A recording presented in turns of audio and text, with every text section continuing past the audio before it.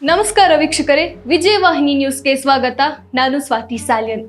ದರ್ಶನ್ ಕೇಸ್ನಲ್ಲಿ ಪ್ರದೋಷ್ ಮಾಫಿ ಸಾಕ್ಷಿ ಸ್ಫೋಟಕ ತಿರುವು ಸಿಕ್ಕಿದೆ. ಹಾಗಾದ್ರೆ ಮಾಫಿ ಸಾಕ್ಷಿ ಅಂದ್ರೇನು, ಇದರಿಂದ ಏನೆಲ್ಲ ಆಗುತ್ತೆ ಅನ್ನೋದನ್ನ ನೋಡ್ಕೊಂಡು ಬರೋಣ ಬನ್ನಿ.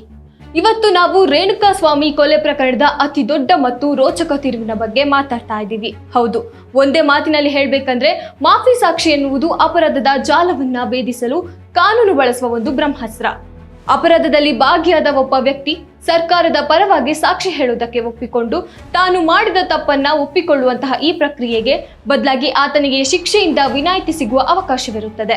ಈಗ ಸ್ಯಾಂಡಲ್ವುಡ್ ನಟ ದರ್ಶನ್ ಕೇಸ್ನಲ್ಲೂ ಇದೇ ರೀತಿಯ ದೊಡ್ಡ ಬೆಳವಣಿಗೆ ಸಂಭವಿಸಿದೆ.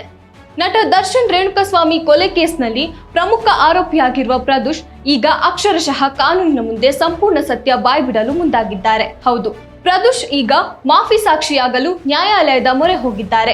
ಈ ಪ್ರಕರಣದ ತನಿಖೆಯಲ್ಲಿ ಇದು ಅತ್ಯಂತ ನಿರ್ಣಾಯಕ ಘಟ್ಟವೆಂದೇ ಪರಿಗಣಿಸಲಾಗಿದೆ. ತಮ್ಮ ವಕೀಲರ ಮೂಲಕ ನ್ಯಾಯಾಲಯಕ್ಕೆ ಸಲ್ಲಿಸಲಾಗಿರುವ ಬರೋಬ್ಬರಿ 11 ಪುಟಗಳ ಅರ್ಜಿಯಲ್ಲಿ ಪ್ರದೋಷ್ ರೇಣುಕಾಸ್ವಾಮಿಯನ್ನ ಹೇಗೆ ಅಪಹರಿಸಲಾಯಿತು, ಯಾವ ರೀತಿ ಬರ್ಬರ ಕೊಲೆ ಮಾಡಲಾಯಿತು, ಆತನ ಶವವನ್ನ ಎಲ್ಲಿ ಹೇಗೆ ಎಸೆಯಲಾಯಿತು ಎಂಬುದರ ಕರಾರುವಾಕ್ ಹಾಗೂ ಸ್ಪಷ್ಟ ಚಿತ್ರಣವನ್ನ ಬಿಚ್ಚಿಟ್ಟಿದ್ದಾರೆ ಎನ್ನಲಾಗ್ತಾ ಇದೆ. ಅಲ್ಲದೆ ಈ ಕೃತ್ಯದ ಬಳಿಕ ಕೊಲೆ ಪ್ರಕರಣವನ್ನ ಮುಚ್ಚಿ ಹಾಕಲು ನಡೆದ ಹಣದ ವ್ಯವಹಾರಗಳು ಯಾವುವು, ಸಾಕ್ಷ್ಯಗಳನ್ನ ನಾಶಪಡಿಸಲು ಎಲ್ಲೆಲ್ಲಿ ಪ್ರಯತ್ನಿಸಲಾಯಿತು ಎಂಬ ಗಂಭೀರ ಹಾಗೂ ಸ್ಫೋಟಕ ಆರೋಪಗಳನ್ನ ಸಹ ಅವರು ತಮ್ಮ ಅರ್ಜಿಯಲ್ಲಿ ಉಲ್ಲೇಖಿಸಿದ್ದಾರೆ ಎಂದು ತಿಳಿದು ಬಂದಿದೆ.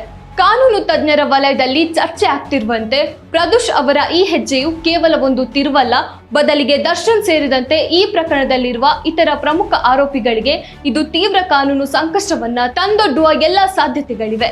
ಒಳಗಿನ ಸಂಚು ಮತ್ತು ಒಡಕು ಹೇಗೆ ಹೊರಬರುತ್ತಿದೆ ಎಂಬುದಕ್ಕೆ ಇದು ಸ್ಪಷ್ಟ ನಿದರ್ಶನ. ಒಟ್ಟಾರೆಯಾಗಿ ಈ ಬೆಳವಣಿಗೆಯು ರೇಣುಕಾಸ್ವಾಮಿ ಕೊಲೆ ಪ್ರಕರಣದ ತನಿಖೆಯ ದಿಕ್ಕನ್ನೇ ಸಂಪೂರ್ಣವಾಗಿ ಬದಲಿಸುವ ಎಲ್ಲ ಲಕ್ಷಣಗಳು ತೋರ್ತಾ ಇದೆ.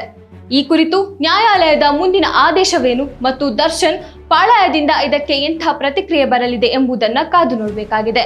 ಈ ಬಗ್ಗೆ ಮತ್ತಷ್ಟು ಕ್ಷಣದ ಅಪ್ಡೇಟ್ಗಾಗಿ ನೋಡ್ತಾ ಇರಿ ವಿಜಯವಾಹಿನಿ ನ್ಯೂಸ್.